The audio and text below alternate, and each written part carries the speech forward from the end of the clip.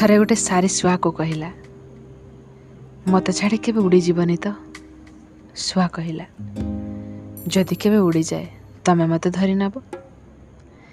ସାରି ଧରି ନେବି, ହେଲେ ପାଇ ତ ଆଉ ପାରିବେନି। ଏଇ କଥା ଶୁଣି ଶୁଆ ଆଖିରୁ ଲୁହ ବାହାରି ଆସିଲା। ଆଉ ସେ ତାର ସବୁ ପର ଛିଡ଼େଇ ଦେଲା।